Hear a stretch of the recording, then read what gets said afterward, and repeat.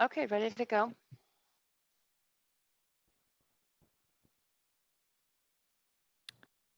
Okay, we're ready as well. Great, thank you. Welcome all. I'm calling this meeting of the Council COVID-19 Recovery Committee of Council to order. This is Wednesday, June 3rd, 2020 meeting. The meeting is being convened by electronic means as authorized under the order of the Minister of Public Safety and the Solicitor General of the Province of BC Emergency Program Act, Ministerial Order number M139. As such, council members are participating by phone, and as chair of this meeting, I am also participating by phone. Please note, if my connection is lost during any portion of this meeting, we will recess the meeting until my connection is restored.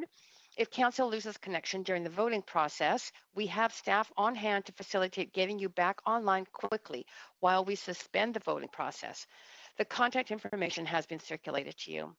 Council, I also remind you we need to ensure there is quorum during the meeting, so make sure your video is enabled. The live stream of this meeting will continue with audio only. Presentations and vote results will be projected to viewers when available. The public is strongly urged to listen to the proceedings via the city's website. We acknowledge that we are on the unceded territories of the Musqueam, Squamish, and Tsleil-Waututh nations, and thank them for having cared for this land and look forward to working with them in partnership as we continue to build this great city of Vancouver together. I also want to take a moment to recognize the immense contributions of the City of Vancouver staff who work hard every day to help make our city an incredible place to live, work, and play. Clerk, may we have the roll call, please? Yes, Councillor Carr in the chair, Mayor Stewart not on the line, Councillor DiGenova, Present. Councillor Fry, Present. Councillor Swanson, Here. Councillor Hardwick, Present. Councillor Wiebe,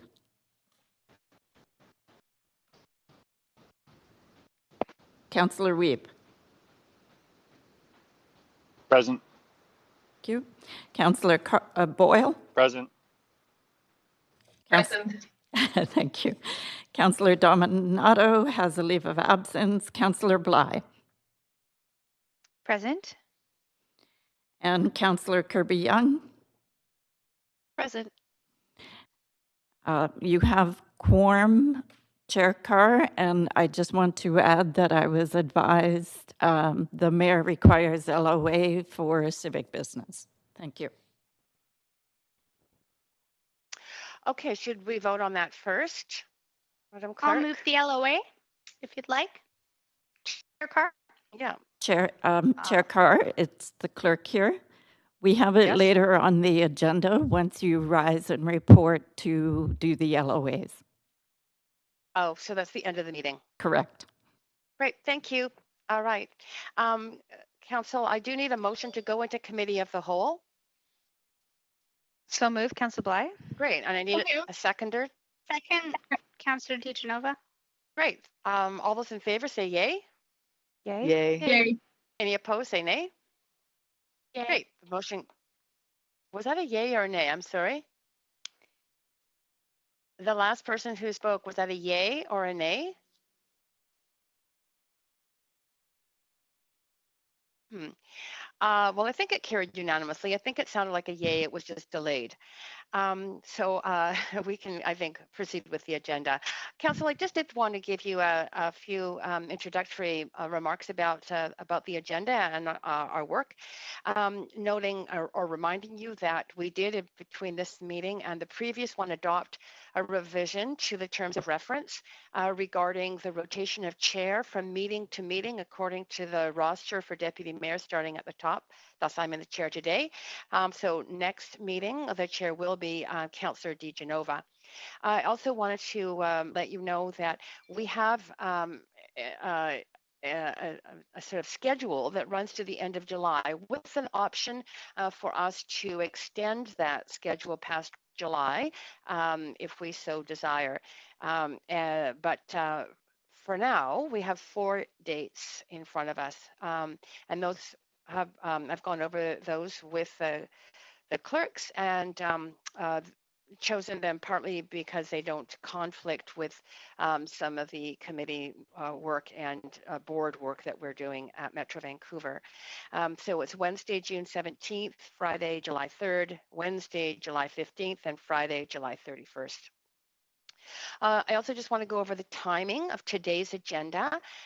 We have just 3 items, but we have 3 speakers on the last item, and I do want to move us towards hearing those speakers, knowing that their time is precious, and it's a great privilege for us to be able to have speakers willing to come and spend time talking to us about issues that we have deemed urgent. So I'd like to be able to start the speakers by 2 p.m. if we can. And that has been, in my mind, an estimation that we can get through those first 2 items within that period of time. We can start the speakers sooner if that's needed. I'm also going to ask that we hold questions to the speakers till the end of the speakers, because otherwise it could be a very, very long session that takes us well beyond our time. So we'll do all of the questions to the 3 speakers, and they have been informed of that, so they're perfectly ready to have that be the process. You can, however, extend this meeting if you so wish, and if it looks like we need some extra time, that can come as a motion at any time from you as council, and it does take a 2/3 vote to extend the meeting. And I think that's it for just my introductory comments. So my first item on the agenda is a report back and ratification of the CCRC core guiding questions. The motion was co-submitted by Councillor Dominato and myself for the committee's consideration. Councillor Dominato was going to present, but unfortunately he's on a leave of absence today. So I will relinquish my position as chair to Councillor DiGenova, Deputy Mayor, while I introduce this item. Over to you, Councillor DiGenova. Thanks. Go ahead, Chair Carr. Thanks. So you do have the motion. It was circulated to you. And the process was this. I took notes at the meeting, our first meeting, where we talked about the various issues that would be important to us as councillors, and through those notes and the comments raised by various councillors, Councillor Dominato and myself wrote a set of principles or guiding questions that would just be the core questions that we would then sort of use as a frame for the work that we would be pursuing. I did draft it up. Councillor DiGenova, sorry, my apologies, Councillor Dominato did review and edit that document, and that's the document that you have in front of you. We tried to capture all of the points that had been raised in the various meetings we've had so far in this committee, and incorporate them as over encompassing questions. But I leave it in your hands to provide any feedback or ask any questions. And in the end, there would have to be a motion to adopt the core guiding questions. Yes. Up to you too. And is that all, Chair Carr? Well, yeah, I mean, I can, if you would like, I can very quickly go over those so that they are on public record. Okay. Just before you do, what I'm going to do is I'm going to ask the clerk to assist me with voting panel, because I don't actually have it up right now. And also, if the clerk could assist with any voting procedures. Thank you very much. No problem. So the motion does have some sort of larger questions. The first being, what steps can the City of Vancouver take to support businesses reopening and residents returning to work and play in the city? And secondly, how can we plan recovery from COVID to create a new, better normal that leaves our city better off, including advancing action on other emergencies such as housing affordability and climate? The third point in our overall questions drills down a bit more specifically. So how can our COVID recovery plan in Vancouver. A, rebuild a more resilient and sustainable local economy with a specific focus on small business and local jobs. B, foster a healthier and more just and people-friendly city. C, increase resiliency citywide to prepare for future waves of the COVID pandemic and other emergencies. And D, advance goals of service excellence, sustainable and green practices, and housing affordability.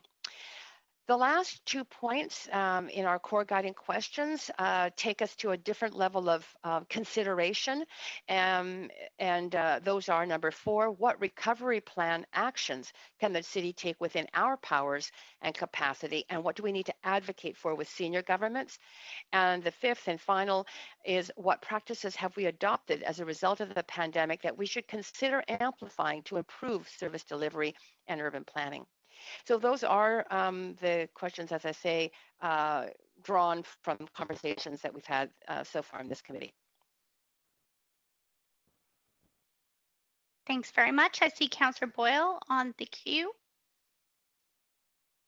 Thanks. I would like to move a motion that we adopt these questions, and in the spirit of wanting to get to the sort of heart of these conversations, would just suggest, I think they're comprehensive. I feel comfortable with them.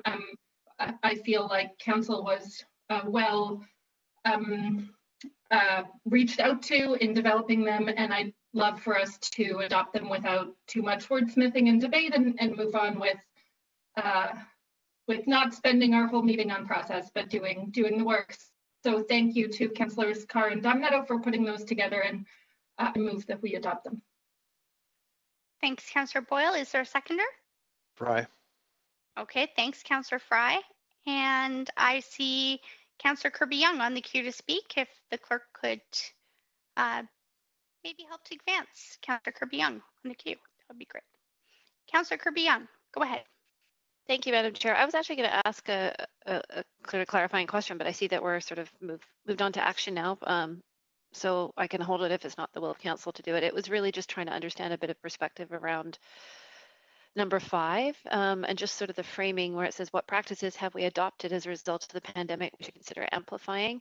And it was more around the perspective on things that we haven't done yet that we could be doing as a city, so making it easier to do business with the city, for example. I do know that there's a reference indeed to service excellence, but I was thinking around, just wondering if we'd really capture more the idea of change management, such as moving processes online or serving businesses differently, or how residents can deal with online services or consultation or things. So I just wondered if there was any insight that Councillor Carr could give there, because 5 just sort of seemed to speak to me as what we've already done, not necessarily what we could be doing, which I think is a huge area of opportunity. So it was a question through the chair, if I can, to the mover of, or to the presenter. You can only ask as a point of information now, but you could do that if it's a point of information. Yep. I'll allow it. So if Councillor Carr would like to answer, Councillor Carr, go ahead. Absolutely. Councillor Kirby-Young, in fact, I remember it was a comment of yours that prompted us to include this at one of our previous meetings. So I don't think the language, this particular section was written up by Councillor Domnetto. I wish she was here to maybe explain a little better her choice of words in this, but I don't believe it's intended to limit the possibility of, as you've called it, change management and things that we have maybe not necessarily yet adopted, but that we might consider adopting in the future. I don't believe it's just backwards looking, but very much forward looking. Okay, that's helpful. Thank you. And I don't want to take up a lot of time unnecessarily with amendments. I just want to sort of express that sentiment. So if that flexibility and perspective is there, then I think that's great. Great. Fantastic. So seeing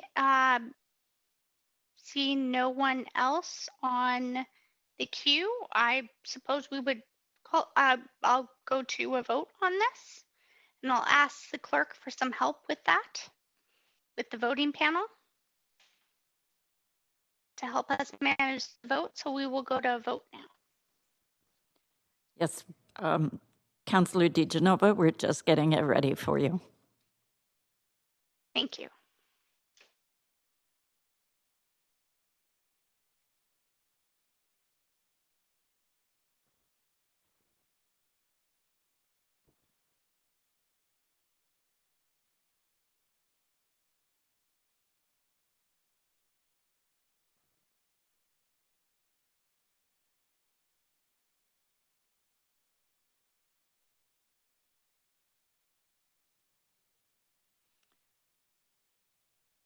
The vote is concluded. Councillor or Chair DeGenova. Thank you.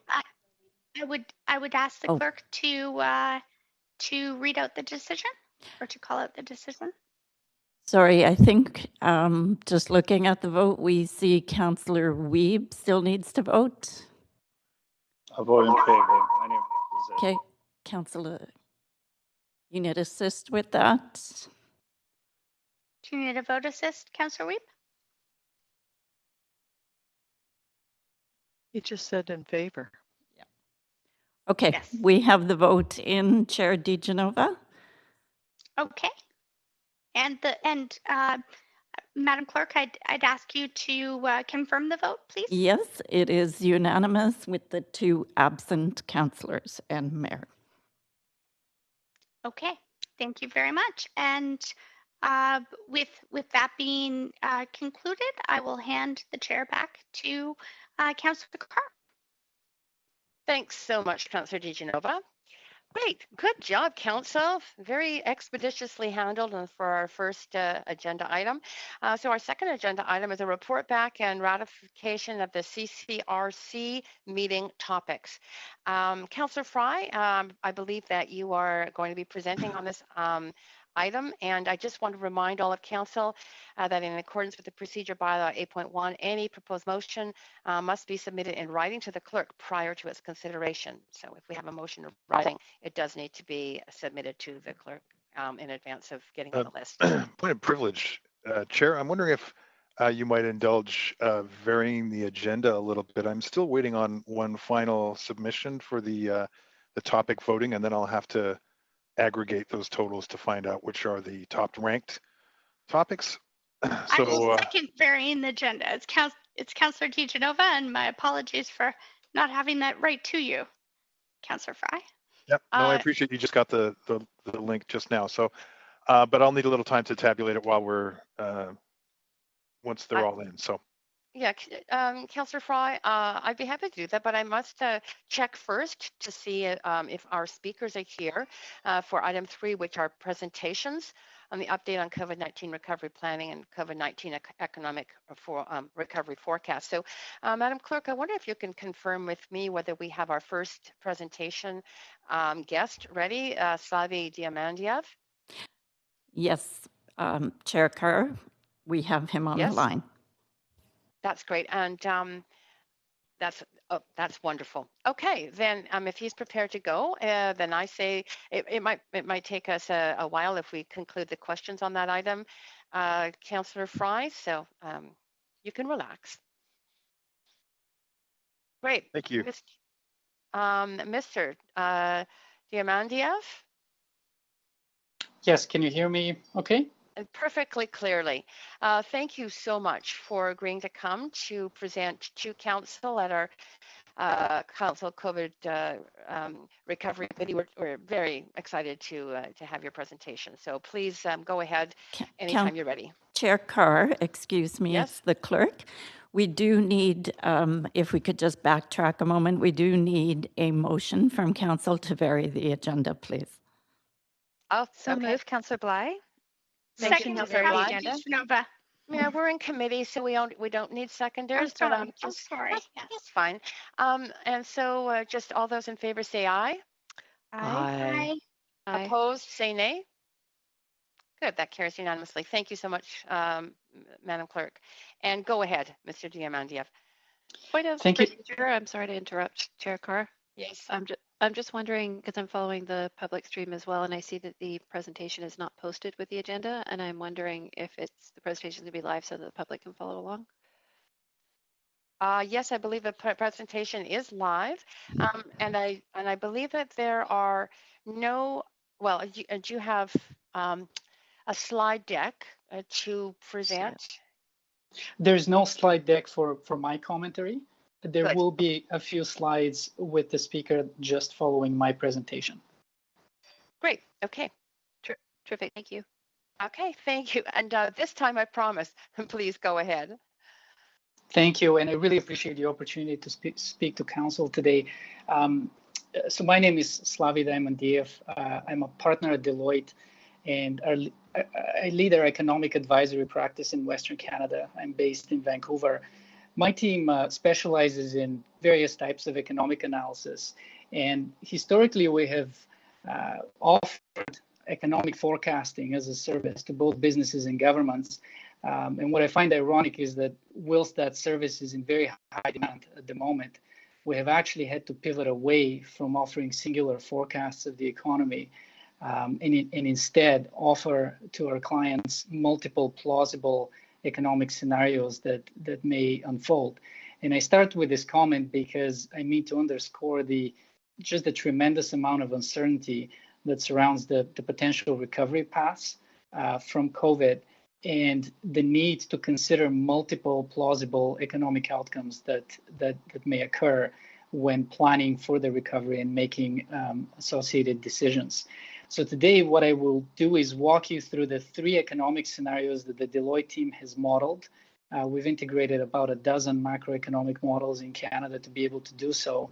And we're in fact using those 3 scenarios for our own internal business planning at Deloitte. But before I speak about what may happen in the future, I'd like to say a few words about where we find ourselves today as context for my comments. Until just a few weeks ago, 65% of the global economy was in a severe lockdown.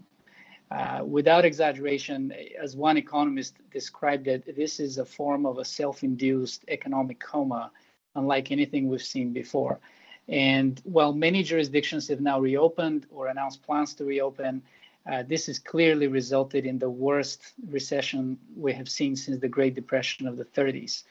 To put that in a single number, one reasonable estimate of the global economic activity in 2020 is a 2 to 3% decline in activity, which is caused by both the advanced and the developing countries entering a recession simultaneously at the same time.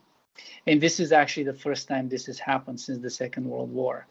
Now, a negative 3% may not sound like a very large number, but keep in mind that historically speaking, a positive 2% growth globally is still associated with a recession in the developed world. That's because the developing countries tend to grow much, much faster. And so when we start talking about a 3% decline globally, this is actually 5 percentage points below what I'd say is the benchmark for a recession in the developed countries. And that kind of gives you a sense of the severity of what's happening. The actual speed of the contraction is also much faster than anything we've seen before. We now have solid numbers for the first quarter in Canada and the United States, which includes January to the end of March. I will just remind you that the lockdown, the shutdown of the economy really began in the second half of March. So as bad as the numbers I'll walk you through would sound, they capture only a small portion of the fallout from the shutdown. So the Canadian statistics right now indicate that the Canadian economy contracted just over 8% in the first quarter on an annualized basis. So that's an annualized number, while the US economy contracted around 5% in the first quarter, again, annualized. This is, believe it or not, this is actually better than what StatsCan was projecting about a month ago, which was around a 10% contraction in the first quarter. But it's still a horrible story when you consider that it only captures 2 weeks of the shutdown. And if we look at March alone as a single month, Canadian GDP in March dropped 7.2% from the previous month. If we express that as an annualized number, that's a 26% decline in economic activity on an annualized basis. So it's truly unprecedented. Now, when we look at where the losses were kind of concentrated, we observe one of the peculiar features of this recession, which is that both the goods and the service producing sectors are being hit at the same time. And I say it's peculiar because in past recessions, the service sector has actually been very resilient and has provided some stability to the developed economies, which are more service oriented. That's because many basic services continue to be in demand, even when the economy is contracting. But in this particular case, it's true that actually some of the worst hit sectors are service sectors, sectors like tourism, hospitality, and transportation, which are overrepresented in BC and in Vancouver in terms of our industry structure. And so to give you an example, in the first quarter, accommodation and food services dropped by about 11%, and that included a 37% drop in the month of March. Air transportation, another hard-hit sector, contracted 16% in the first quarter. That included a 41% drop in March. So that just gives you a sense of the magnitudes. Similarly, the retail sector has been hit hard. It contracted 10% in March. At Deloitte, we have some advanced estimates for April, indicating another 16% drop in April.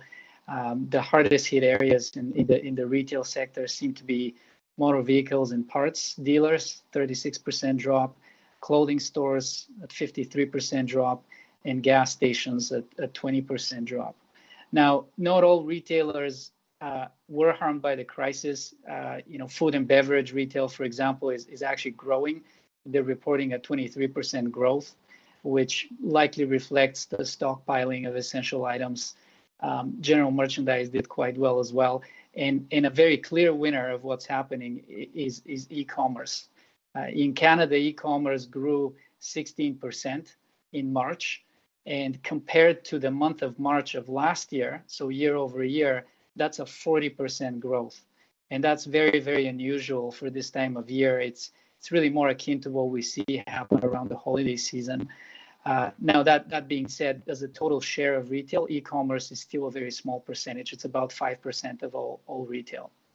Now, one of the reasons I focus so much on retail here is because it's partly reflective of consumer spending. And consumer spending accounts for approximately 60% of the total economic activity in Canada. In US, it's actually even more pronounced. In US, 70% of the economy revolves around consumer spending. And so accordingly, the economic recovery path is very deeply tied to how consumers will behave post-lockdown. One of the things Deloitte has done to monitor this is launch what we call the Global Consumer Tracker. This is a forward-looking set of surveys that monitor spending intentions of consumers in dozens of countries by product and service category. And what that data tells us right now is that for the next month, the consumers are looking to significantly curb discretionary spending. And they're even looking at ways to curb non-discretionary spending to make ends meet. Some of the categories showing the weakest spending intentions include travel, fuel and oil, furnishings, clothing, apparel, footwear, and electronics. So all discretionary categories. Categories that show a positive spending intent include household goods, groceries, and utilities. So again, some of the least optional items. And this type of data, unfortunately, is indicative of a slow rebound and a potentially protracted consumer spending recovery, which will impact the overall economic recovery. And that's clearly the reflection of the severe income shock that many consumers are experiencing and the psychological shock from what's happened. One last word on international trade, which is a very important dimension of the Canadian and the BC economies. Both export and import volumes were down in the first quarter by roughly 3% each. This is the impact of COVID in the month of March, but it's also a reflection of the rail blockades in February. And clearly, even though the Canadian dollar is much weaker now, those negative events just swamped the positive influence of the falling dollar. Some of the worst affected categories were metal products, passenger cars and trucks, petroleum and energy products, and travel services. And all of those are a drag on the BC economy. Now, it's important to understand that in addition to COVID, Canada is in the midst of a very severe oil crisis, and that's reflected in those trade numbers. And even though oil production has been curtailed by something akin to $10 million 10 million barrels per day, the demand for oil has actually fallen by about 25 million barrels per day. And so the price of oil has collapsed. In recent weeks, it's sort of turned the corner and come back up to about $32 per barrel. But this is a far cry from where it was, before March. So that sector is going to continue to really, really struggle. And the expectation right now is for about a 20% drop in investment in oil and gas. So that's what the first quarter looked like. Looking into the second quarter and knowing that these negative numbers only capture a couple of weeks of COVID impact, our best estimate right now is that we will see something like a 40% decline in the second quarter in annualized terms. That's 40. Spending on services alone are projected to decline by about 50% annualized. Now, based on the kind of the high frequency data that we're seeing even today, growth appears to have turned the corner in May. We do expect growth in June as well. And if we don't face another wave of infections and of shutdown, there is the possibility of a pretty solid rebound in the second half of the year, perhaps as high as 40% growth in the third quarter, for example. But do understand that this growth will be from a very, very low level of economic activity. Just to kind of express that as with an example, if in one quarter our economy contracts by 50%, to get back to where we started, we actually need 100% growth in the next quarter. So even with those high levels of growth in quarters 3 and 4, it's going to be many, many months before we reach pre-COVID level of activity. In fact, even under the most optimistic case, we see that happening sometime in the second half of 2021.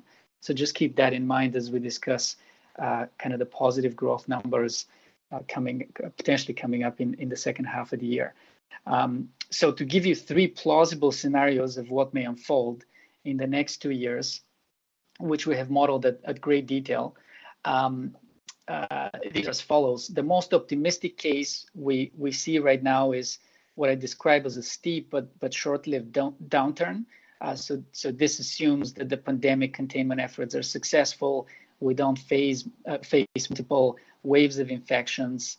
And so under that scenario, based on the fallout to date, we're probably looking at global growth at 0, so no growth this year, and a decline in Canada of about 7.6% in 2020. That will result in some rebound, as I said, in the second half of the year, in a large rebound in 2021, bringing us back to pre-COVID levels sometime around mid-2021. That's what I'd consider the plausible optimistic case. A second, more pessimistic scenario is that we see a prolonged pandemic and a delayed rebound. So here, there's a possibility of multiple waves of infection, more shutdowns to deal with that. And in that scenario, we model a 3% decline globally in 2020, just over 10% decline in Canada in 2020, and a recovery that's beginning to take hold sometime in summer 2021. So quite a delayed rebound in this scenario. And then lastly, what I describe as a worst case plausible scenario is one in which the containment essentially fails, either because the virus mutates and turns into something akin to the seasonal flu, or because the development of a vaccine takes much longer than people are hoping for. Right now, the financial markets are kind of pricing in a vaccine being available late December, early January. But if you listen to the kind of the medical community, this is really the shortest time frame they can plausibly imagine. And so there's a possibility this may take a lot longer. And so if we don't have a vaccine for a long period of time, and we continue to have social distancing measures in place affecting some of our core sectors, there's a possibility the economy will decline by 6% globally in 2020. In Canada, that'll translate to something like a 12% decline in 2020. and we may face another contraction globally in 2021. So the rebound may actually be pushed out all the way to 2022 in that particular scenario. If you ask me what I think is most likely based on what we know today, I'm sort of cautiously optimistic that we're seeing scenario one play out, which is the more optimistic case. But as I say, that's based on the assumption there won't be any further waves of infection. Now, for BC, under that base case, what we're likely to see is somewhere around 5.5% to 6% decline in activity in GDP in 2020, under that relatively optimistic case, with a return to growth, quite strong growth in 2021. We're modeling about a 6.5% growth in 2021, but again, that's starting from a pretty low base. There are risks to that base case, of course. One of them is the potential rise in more protectionism. For those of you following the news, the trade tensions between the U.S. and China are ratcheting up again. The U.S. just took away the preferred trading status for Hong Kong. That's a very severe action. Just today, there was a U.S. announcement that they will extend the ban on passenger flights from China. Some banks that we work with are getting more and more averse to trade financing. Those are all very poor indications. And if we see another return to trade sanctions, that'll definitely slow down the recovery globally and in Canada. Another significant legacy of the crisis is likely to be accumulation of debt, both at a consumer level, but also for governments and businesses. Canadian consumers are already among the most indebted in the OECD. Right now, at a government level, the federal deficit is expected to exceed $250 billion. That's about 13% of our national GDP, and that's up from 2% prior to COVID, which was already a raising alarm.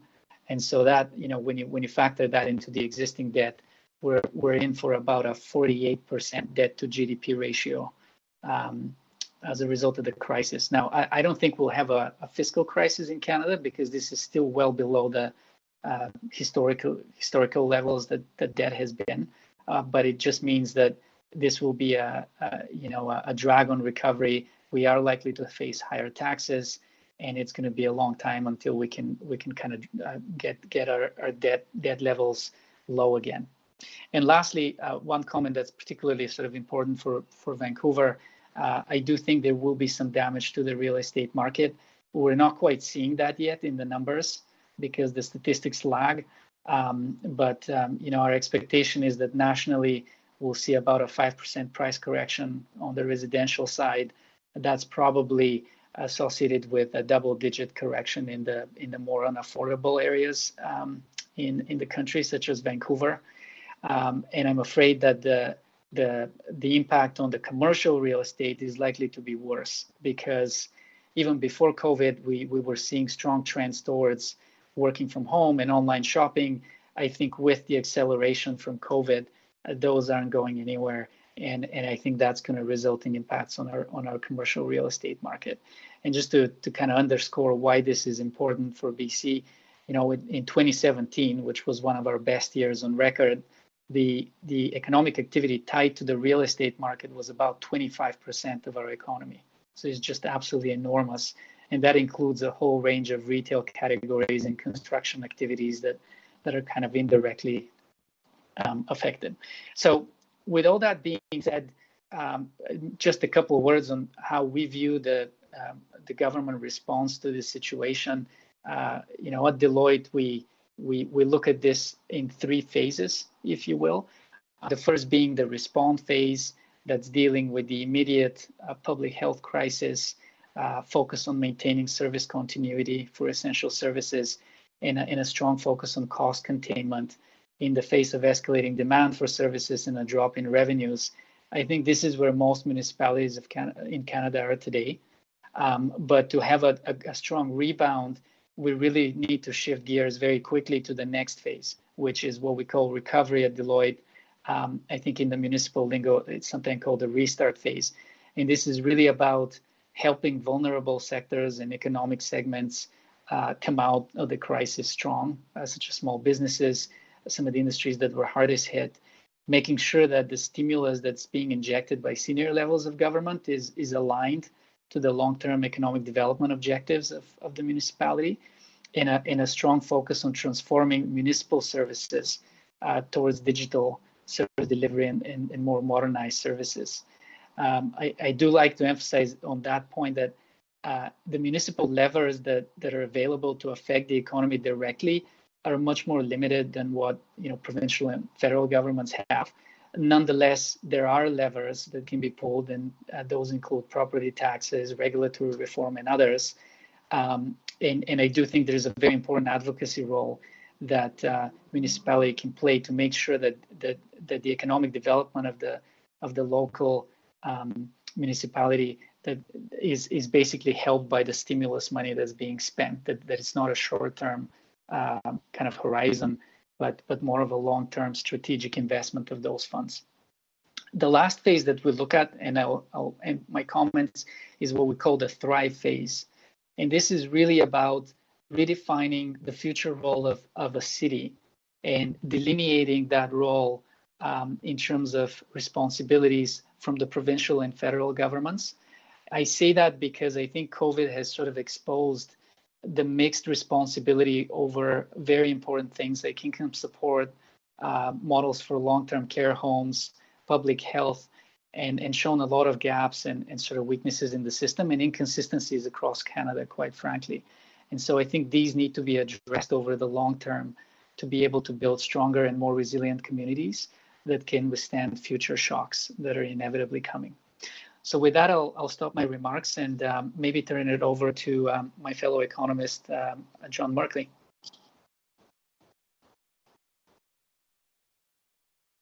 And federal governments.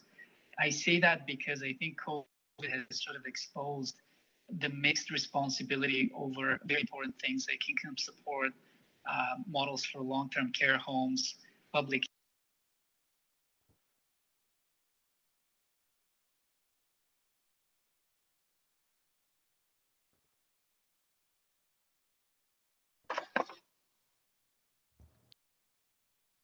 Chair Carr, we are just checking to see what has happened with the presenter. I'm here. I'm just waiting to see if I can share my material. Okay. Yes, we have them on the screen. Am I able to share the slides that I provided?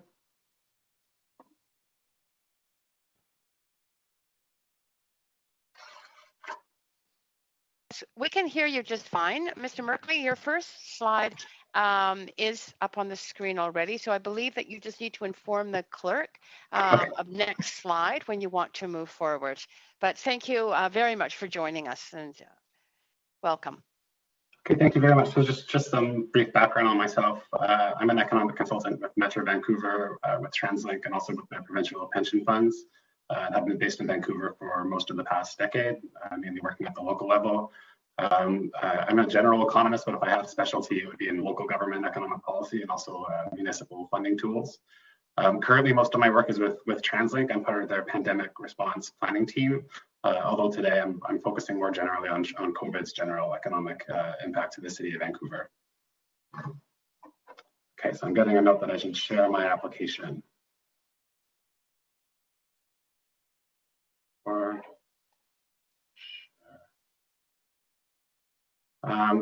Perhaps if staff has slides and they can control the slides, if everyone can see, I'll just go with that. Is that okay? Madam Clerk?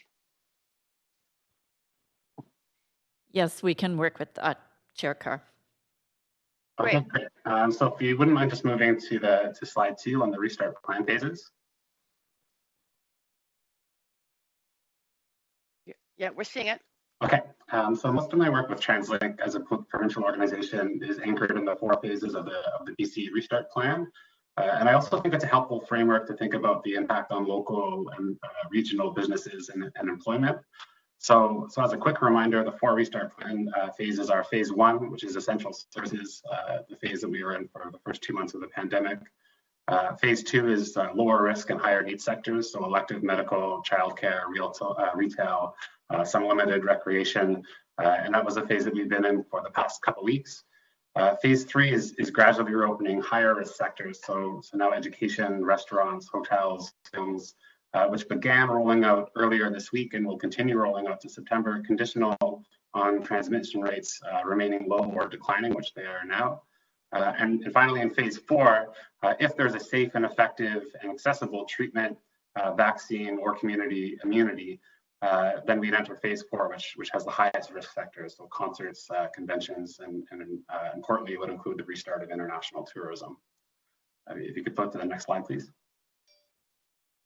In terms of the timing of the restart plan phases, the latest data provincially is, as I said, very encouraging. And this week we began to enter phase 3. However, the province has defined some conditions about what happens next. So if transmission rates increase, we would revert into phase 2. If the curve is planked, we would stay in phase 3, but we could get stuck in phase 3. We could be there for an unknown period of time awaiting for a vaccine or a treatment. And in my opinion, this is the scenario that government and industry should be most prepared for. For reference, just sharing my work with TransLink, our most optimistic scenario, which was developed in collaboration with the province, and I think in a way reflects provincial expectations, at this point, it assumes that we would be in phase 3 for a considerable period of time and then enter phase 4 by Canada Day 2021. So if you wouldn't mind flipping to the next slide, here I'm going to talk quickly about what it looks like to get stuck in phase 3. So, as we await the development of a treatment or vaccine, in phase 3, we need to maintain a certain level of physical distancing on an ongoing basis for an indefinite period of time. The provincial models, which have generally been very strong, in my opinion, show that the appropriate level of physical distancing appears to be at least 40%, and that anything less than this would risk an acceleration of new cases. So if you wouldn't mind flipping to the next slide on business sectors, when I think about the economic impact of COVID for individual businesses and across sectors, I'm thinking about the acute impact that businesses have faced over the past few months, which some of which have been closed completely and still had to deal with costs. But for the bulk of the pandemic, most of the time of the pandemic, I'm thinking about that scenario with ongoing 40% physical distancing and what it would mean for businesses. Then, when and if a treatment and vaccine becomes available, you'd obviously see you'd expect a marked improvement into phase 4, but still a world, in the rubble of COVID with lasting unemployment, recognizing that a lot of the damages to business will have been permanent, low consumer confidence, and an ongoing level of residual fear. With TransLink, have looked at some case studies from SARS in Taiwan after that pandemic. And I've seen that the fear will last for at least a few months, even after the virus has died out, and even in conservative projection. It's highly debatable how you think about businesses. It's incredibly diverse. But when I think about the impact on businesses, I think it's helpful to consider two dimensions. First, the financial disruption to businesses. And here I'm thinking about the extent to which businesses' profitability has been threatened, recognizing that some businesses are going to have an operational disruption, but still have resilient or even increased demand, and in some of the cases that Slavi pointed out. And secondly, I'm thinking about whether the impacts are short-term for that business or whether they're able to adapt operations quickly, versus longer-term impact for businesses who just have less opportunity to adapt, not because they're not savvy businesses, but just because of the nature of their operations doesn't allow for maintaining 40% social distancing. So I just want to confirm that we should be on the slide with the kind of quadrant showing the different business sectors. And if we're on that slide, as I said, it's highly debatable how these businesses are positioned, but I think in any framework, you're seeing several vulnerable business sectors pop up, particularly locally.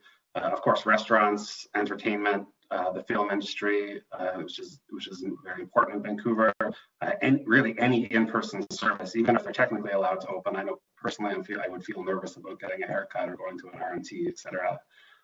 Retail is particularly vulnerable, especially small business.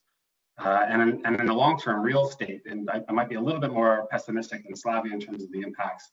I think the initial impact on prices and volumes have been modest, but over the long term, I do see this being both disruptive in terms of prices, but also locations of where people would choose to live, especially if you see some kind of structural and ongoing working from home or studying from home arrangement. If you wouldn't mind flipping to the slide on the policy response options. There's a number of policy levers available for government, varying whether they could be mobilized in the short term or are needed in the short term, including wage subsidies, which of course are already in place, but could be extended or further targeted to some of the vulnerable sectors. targeted tax reductions, deferrals, exemptions, extended or targeted commercial lease for rent protections, some of which we saw earlier from the province, which I saw as welcome news, but only a first step. It would be important to support safe and efficient commuting, especially given my position with TransLink. I would say the financial impact of TransLink has been very severe, and they're having to make some very difficult decisions regarding service levels. Especially working with buses that now have 2/3 less capacity than normal due to physical distancing. A couple other important measures. I think this is very important. Small business education and providing supports potentially through operating grants or nonprofits for small business accounting, consulting services for small business, legal services for small business, making sure that all businesses are on a level playing field in terms of how they access some of the support resources. There's also permitting and licensing reform in terms of process improvements and also expansion across different sectors. A very big one, I think probably the single biggest municipal lever that could be pulled is on demand stimulus. So looking at capital investments and social procurement, and ultimately in the long term, looking at municipal funding model more generally. I think that one of the things that was revealed through this crisis is that the municipal funding model and the toolkit isn't as resilient as it needs to be, and I think this might be an opportunity to discuss that. The second last slide on employment and participation data. I'm almost done, I promise. I just wanted to very briefly highlight what we're seeing in terms of employment and labor force participation over the past few months. It's the unemployment rate's effectively more than doubled, and the participation rate has increased by about 5%, which represents over 1 million Canadians who are no longer participating in the labor market, which will have severe and lasting impacts. Part of the reason I show employment data is that as a local government economist, I've historically and I'm now very frustrated with the level of visibility into employment across the local municipality level and also across local business sectors and occupations. I think when at a city level, when we're thinking about economic development and small business support, we're often flying blind. We don't have the proper information that we need to make more fully informed decisions. And so I think I'm going to close there. I had a summary slide later, but I realize I'm going long and there's other speakers, and so I'm happy to take any questions. That's fantastic. Thank you so much, Mr. Merkley. And I know we will be having questions. There's already councillors on the list as soon as we finish our third speaker. So let's move on. And we have Dr. Alex Himmelfarb on the line, I believe. Mr. Himmelfarb, are you there? I'm here. Oh, that's great. Yes, we can hear you loud and clear. Great. So, yeah, go ahead. Yeah, well, thanks for the invitation. Delighted to be with you, so to speak. And it's great to come third because all the heavy lifting's already been done. So I'm going to try not to repeat what's already been said, which means I can probably deal with my comments in 1 to 2 minutes. First of all, let me agree with the point that was well laid out, that this is a crisis like no other, and not simply because of the breadth, the depth, and the speed of the contraction, but because it combines an economic, a social, and a health catastrophe. Certainly, we haven't experienced anything quite as deep and broad since the Depression, but history doesn't actually provide much guidance given the complexity of this particular mix of crises. And given that the virus is still with us and its future uncertain and some concerns about a possible resurgence, it's impossible. No model is going to be able to predict what the recovery is going to look like, but I think there are a few things that we can say with confidence. So I'll just focus on 4 points. First, the recovery will be slow and bumpy and painful, I think has been already made clear. And second, there will be no recovery without significant public investment. The private sector will simply bounce back. It's well to remember when we're thinking about this that even before the pandemic hit, our economy wasn't entirely robust. Private debt was enormous, and this pandemic will have pushed it even higher. Investment was lagging, and now with the pandemic hit, the economy faces not only this huge contraction, but as mentioned before, other pressures, external pressures that make government intervention absolutely essential, and big government intervention, regardless of what objectives one chooses for the recovery, is absolutely essential. There's obviously no switch that we can just flip to turn the economy back on. We will see a real lag, I'm confident, in consumer spending, given private debt, given health worries, given financial worries, and already reluctant investors in this climate of uncertainty will be even more reluctant, even more wary. So governments are going to step in. Now, governments have already spent an awful lot of money, and without question, they're going to have to spend more. What they've done up to now, though, has not been stimulus. It's better thought of as a kind of massive relief or aid program. And that aid or relief program, given where we are on the pandemic, will have to be extended. Some elements of it will probably have to be made permanent. And some gaps in this aid program, not least the urgent needs of municipalities, will have to be filled. So, first 2 points, this is going to be a slow and painful and bumpy recovery, and it is going to be led by public investment. Third, whatever the stimulus looks like is not going to look like what it did after the 2008 meltdown or the stimulus programs we've seen in the past. The last recession is simple in comparison to what we're confronting now. The pandemic, as one of the earlier speakers pointed out, the pandemic turned the cracks in our system into chasms. Excuse me. The inequities became blatant with fatal consequences.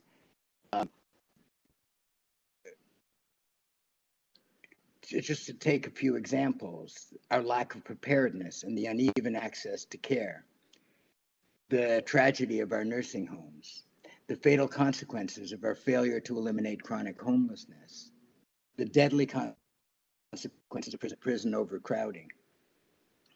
All of those long-standing issues have now been revealed with shameful and fatal consequences. This virus, like every crisis, has hit us unevenly. This virus has preyed on our inequality, and the poor and the most vulnerable have been hit the hardest. As was mentioned previously, this is the first time in history that this is a service sector-led recession. This is the first time in history as well that women who are overrepresented in the service sector have taken the largest hit in this recession. The hit has been both economic and social, in that much of the burden of home care and homeschooling has also fallen to women.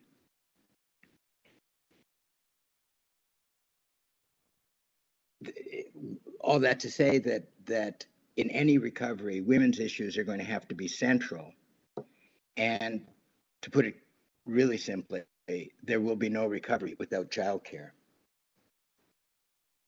In this, I should just add, in this particular historical moment, it would be more than remiss not to acknowledge that Indigenous people and people of color who already face significant health inequities are at particular risk not only of the pandemic, but pay the hugest costs for the lockdown and the economic fallout. And that too will have to be addressed. Given the nature of this recession, then, recovery is not just an economic question. It's going to require a mix of health, social, and economic investment. And tax cuts, and you're already seeing calls for tax cuts, simply won't cut it.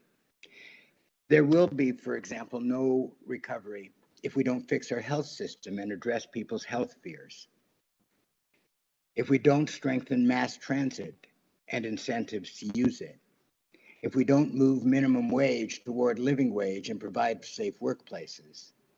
And there'll be no sustainable recovery if we don't act boldly to address climate change and nature loss. And as I said, not all sectors will bounce or even come back. So new jobs will be created through investments in rebuilding our health system, the care economy, our transportation infrastructure, and of course, in greening the economy. Now, my final point, four and final, I promise, is that municipalities are in the front lines of taking the hit of the pandemic, and they're going to have to be in the front lines of any recovery. Protecting and strengthening local services is absolutely crucial. However, as you all know, the city's balanced budget requirements are a destabilizing force during any downturn. If municipalities were to try to match their revenue losses with program and service cuts, they would make the recession worse, they would slow down the recovery, and they would add tremendously to the human suffering of both.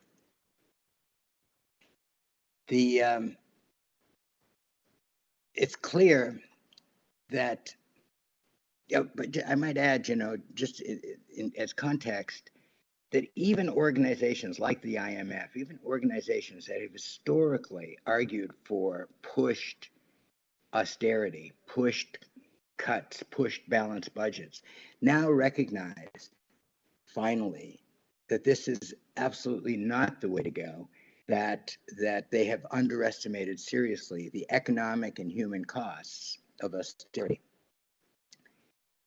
Having said that, what do cities do? Well, clearly, cities have to ensure that they've exploited even the limited revenue tools they have, but in a way that makes sense during the recession.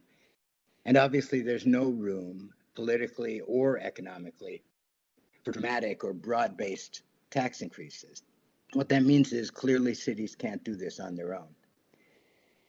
They need to demand more help and new tools from senior levels of government. Higher levels of government are going to have to fix this. Senior governments can, to take on debt, they can borrow money, and this is the perfect time for them to do it. Now is surely the time. Canada's fiscal situation, even now, is healthy relative to other countries. Borrowing is virtually free, and the central bank has been buying government debt to make things even easier. So the central governments and the senior governments are in a position to do what municipalities cannot. Now, obviously, sooner or later, they're going to have to raise revenues too, in some steps, plugging leaks, closing loopholes, a temporary excess profit tax, even taxing the rich may come sooner rather than later. But however they manage their fiscal situation, for an effective recovery, they have to increase and accelerate their aid to cities. The recent advance on the gas tax transfer, a very modest first step, is at least an acknowledgement that municipalities are at the front end, the ground zero of recovery, and that it's in national interest to ensure that they are fiscally healthy. Municipalities also should be eligible for the wage subsidies that are now limited to businesses whose revenues have declined to 30% or more. And I know that many municipalities would qualify if they were eligible. And municipalities need new tools, tools from bonds to new tax authorities, as for example, Toronto has received through the Stronger Cities Act. And more important, and I think more for now, but also for the long term, revenue sharing arrangements beyond the gas tax, as other cities in the world have done. Clearly, and I'm going to end here, clearly much more needs to be done to bring our cities back to life and make them more healthy, more resilient, equitable, and inclusive.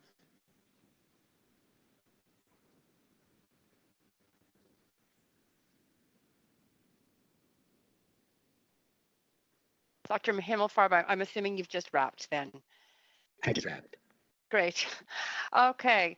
Council, well, thank you, all three. Fascinating talks, and you have generated questions from councillors, so I'll start. Council, you have 5 minutes each for question and answers, and speakers, it's important that councillors are receive your answers within their 5 minutes, so try to make your responses focused on their questions and with done in a timely way, if you don't mind. So, Councillor Hardwick, you are first. Go ahead. Great. Thanks to all the speakers. I'd like to address my first round of questions to the first speaker from Deloitte. Thank you. Very useful. Appreciated the 3 scenarios and have been watching this with similar interpretation of events and concerns. As we look at economic recovery, I'm concerned that we ought to be looking at economic diversification, focusing on innovation and entrepreneurship, and not put our eggs in baskets that have proven themselves to be volatile. I'm concerned in terms of Vancouver's I think it was the second speaker that talked about 25% of the Vancouver economy is tied into real estate construction, property development, which has grown over the last several decades from our earlier majority dependence on resource development. So as we look into the future, can you see industrial sectors and opportunities for Vancouver to diversify the economy so as to limit our vulnerabilities going forward? This is Amadeus speaking. Yes. So let me take a first stab at responding to the question, and then I'll let others weigh in as well. So from my standpoint, the Vancouver economy is actually more diversified than other economies across the country. And this is partly why under our modeling, BC looks better from the point of view of, it's still a decline, substantial obviously, but it's better than places like Alberta and the more resource-oriented provinces. So I do think we have to recognize that we've made a lot of progress in Vancouver. We've got a fairly robust tech sector now. The creative industries are strong. Transportation will continue to be a competitive advantage given our geographic location. Logistic companies are coming here, et cetera. And we have a very, very strong talent base. So that's to say that I do think we have the assets and the talent base to continue to diversify our economy and take advantage of it. I do agree with your comments that there has to be a deliberate focus on innovation and startups. I think one of the things that this crisis has done is basically kill off the pipeline of small companies, many of which were pre-revenue, and made it very, very difficult for those to survive. In some cases, what we've seen is a little bit more of what I describe as a creative destruction. So businesses that were probably not viable or were already being disrupted by forces before COVID. Things like movement towards online shopping and digital service provision. Those businesses their destruction has accelerated, and that's not necessarily a bad thing over the long term. But what we need to see now is those being replaced by new businesses that are better positioned for the new economic environment that we're going to find ourselves in after the crisis. And so I'm not sure if that was... So as a corollary of that, do you see then that the stimulus funding might be used towards promoting innovation and entrepreneurship instead of more I think it was maybe the third speaker that talked about the difference in the last collapse to this collapse in terms of stimulus funding and the type of projects that would be encouraged.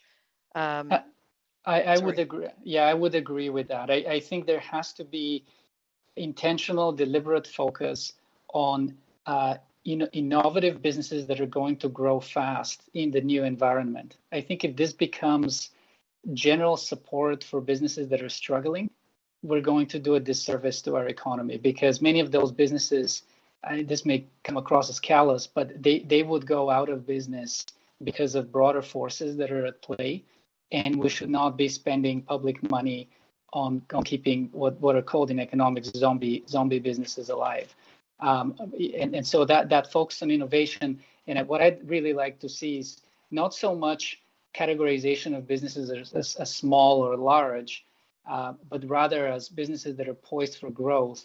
And let's make sure that we're incentivizing growth in those businesses, because that's the true engine of economic value added and of employment creation. Businesses simply stay small and are just on life support. That's not going to help us come out of the crisis. I'm mindful that I'm going to run out of time and very shortly, but I'm hoping that we'll have another round of questions. Thank you very much. Yes, Councillor Hardwick, you are of course open after we finish this round. Anyone is open to moving that, but I will move on. Thank you. Councillor Swanson, you are next. Councillor Swanson, you may be muted.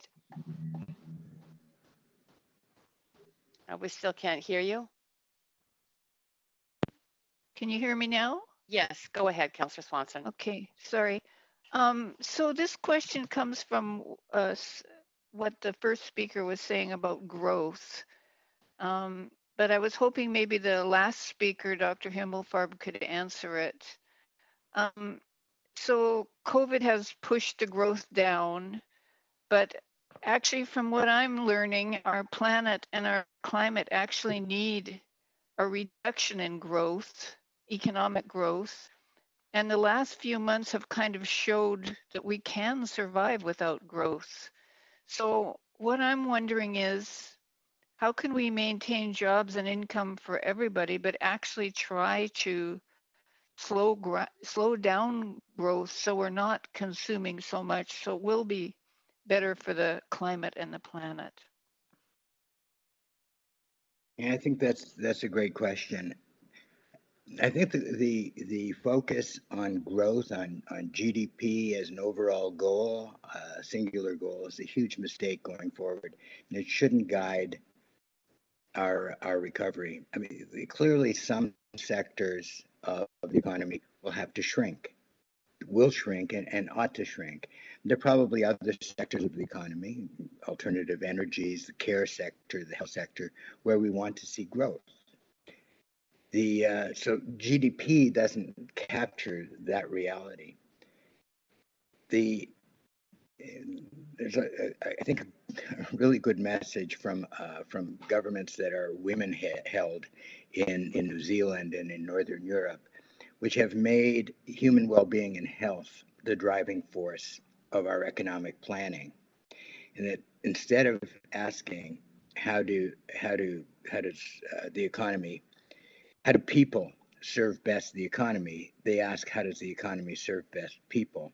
And I actually think what we need is not a simple yes growth, no growth model, but a model that is committed to an inclusive, equitable, and sustainable future. And that probably means less consumption. Well, we know it means less consumption. It probably means less travel. It certainly means more commitment to energy alternatives and to energy efficiency. And so I think, one of the big debates that we haven't had but need to have is not simply stimulus versus no stimulus, or recovery versus no recovery, but what are the objectives of the recovery? Are we talking about repairing the cracks that have been made so apparent in the system? Or are we also talking about refashioning the economy for something more inclusive, more equitable, and more sustainable, and more resilient and less vulnerable to the inevitable crises that climate change and nature loss will bring? Okay. Can you think of any ways that cities could push for these kinds of models where we're reducing consumption and travel and becoming more energy efficient? Most of the work on it seems to be fobbed off onto senior governments.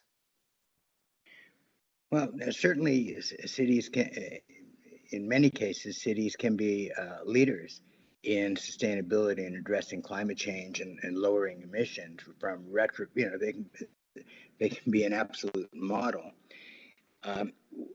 It also, I think, is really important to protect and preserve our public spaces, our public places, libraries, and all of those things that enrich life without increasing consumption.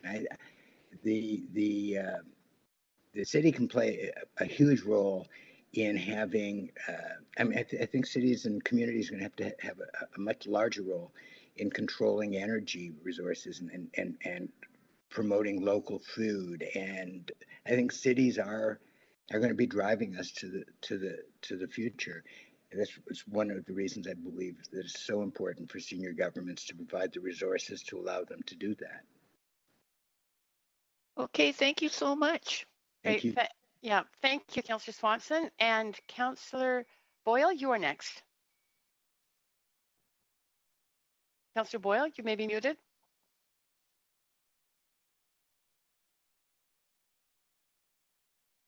Still can't hear you, Councillor Boyle.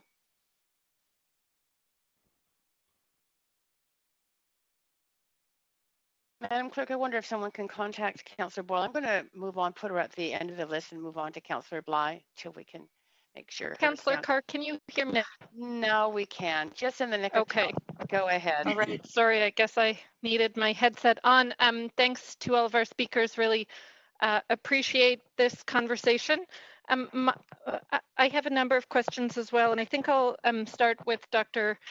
Himmelfarb. I'm curious to your point about new fiscal tools for municipalities. What models you might suggest? I guess I'll ask this of all of our speakers, but what models you suggest we should be asking for, pushing senior levels of government to have to increase our economic resiliency as a local government going forward? Right.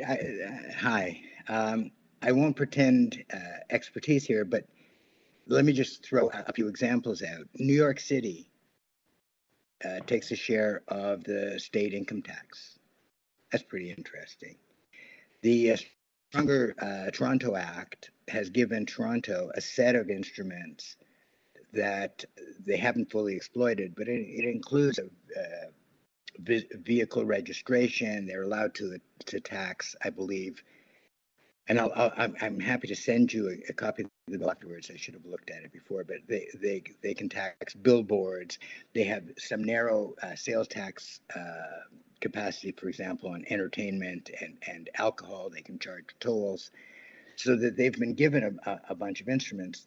I'm not saying they've always had the political courage to use them all, but it's important to have them. So those kinds of instruments are part of it. The gas tax is a pretty good model of sharing broad-based consumption and natural resource taxes.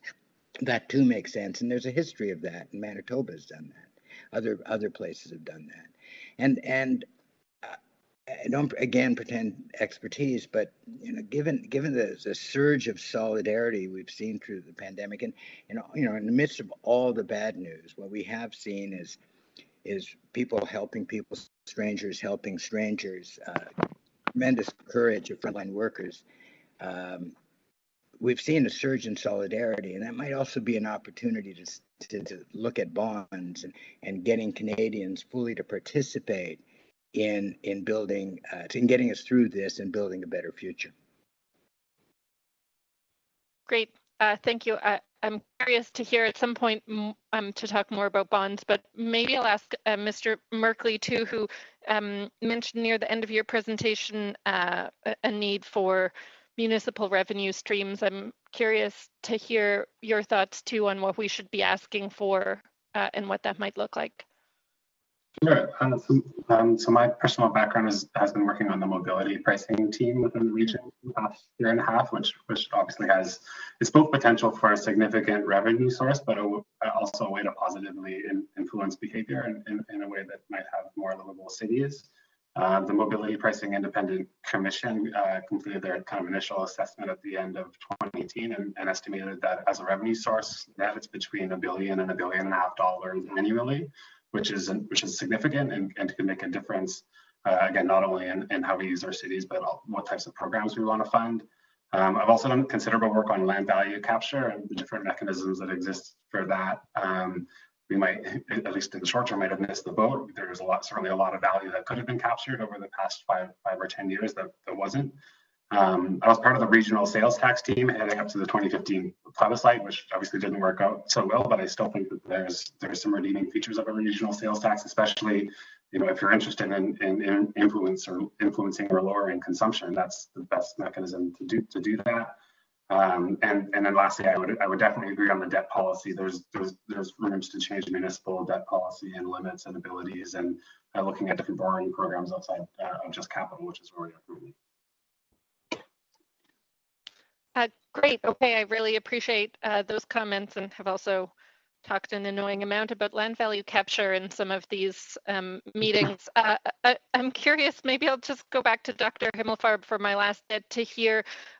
We hear from a lot of people and other municipalities around Metro Vancouver have gone ahead with reducing property taxes in light of COVID to try to take some pressure off folks. I wonder if you can speak a bit to that as an approach, and why or why not it might hurt or harm.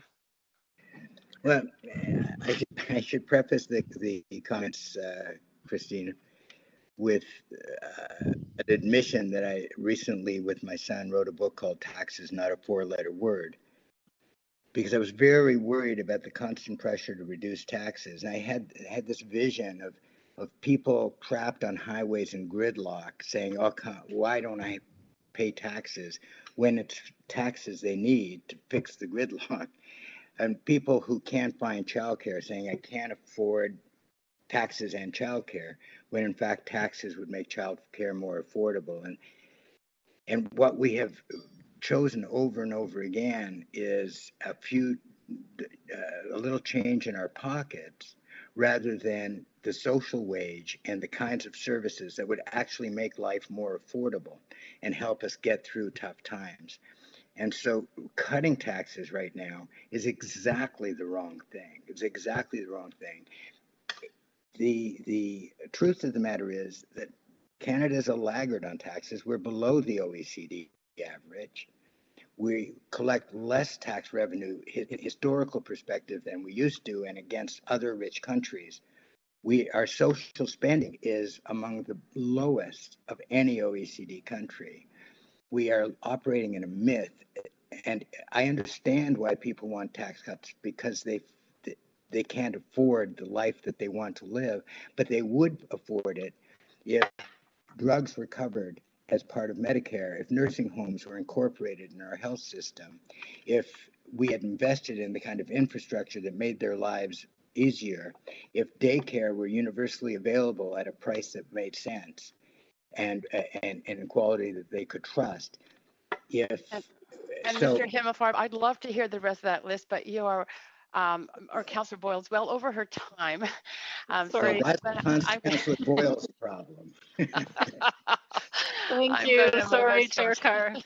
Thank you, Dr. Himmelfarb. No, yes. Councillor Bly, go ahead with your questions. Thanks very much, Chair Carr, and thank you to our three speakers. Really, really good to hear from you all. My first question is, in order of the speakers, actually, we heard from Mr. Diamandev regarding, you had mentioned about concentrated losses, which is unusual compared to other economic crashes, has been seen in the goods and services sector. And please correct me if I misheard. And I'm just wondering, that to me seems like a key revenue source for senior levels of government that eventually will find its way, impacts will find its way in terms of different funding sources for municipal government. So I wonder if you could comment, expand on the caution to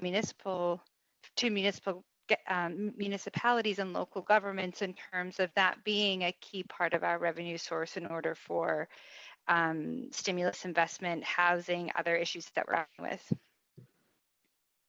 Thank you for the question. It's a great question, and maybe I'll start by just clarifying what I meant there. So the distinction I was making is that in past recessions, usually what you see is a sharp drop in the goods producing sectors, but a relative resilience in the service delivering sectors. Okay. And that's because many services continue to be in demand. People often continue to travel. People would often, continue to have haircuts and, need the provision of those everyday kind of services. What's different this time around is that we've had to intentionally shut down those industries. And when you look at where the impact was most pronounced, it's actually in the service industries that we observe the biggest drops. Things like transportation, hospitality, tourism, accommodation and food services experienced the highest declines. And the reason I was flagging that is because the service sector is actually the predominant sector in the developed world. So most of our economy relates to the provision of services, not to the provision of goods, which has meant that the developed nations, such as Canada and the other OECD countries, were hit very, very hard by this particular recession.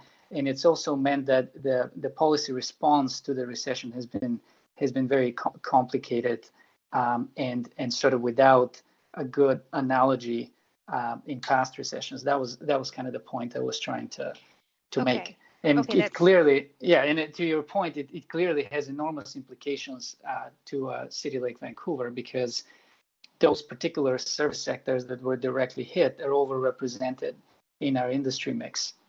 And so that becomes it needs to become a focus. Now, I do agree with the comment that others made around, this is a once in 100 years opportunity to sort of start to rethink the kind of economy we want to have. And I do agree, maybe we wouldn't want to rebuild what existed 4 months ago. And so I do think taking advantage of the fact that we're going to spend billions of dollars stimulating the economy, we could channel that investment in a way that aligns with our long-term objectives, whatever they may be, whether there's sustainability or a mix of economic growth and sustainability. That, I think, is a very smart thing to do. And I think there's a real risk that it will not happen, because right now you see senior levels of governments basically trying to get money out the door as fast as possible to prevent the collapse of certain sectors and segments of businesses. And I think that's something that cities could do, is to try to influence how that money is being spent, to make sure that we're kind of moving towards the right future state, as opposed to recreating something that perhaps wasn't optimal.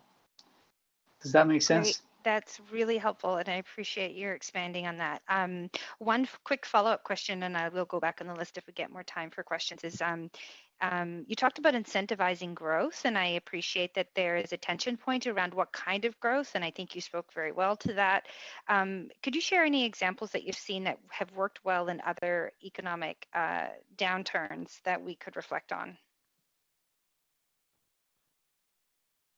I apologize. Was that directed to myself? Yes. Sorry. Yes. I'll save my other questions for the next round.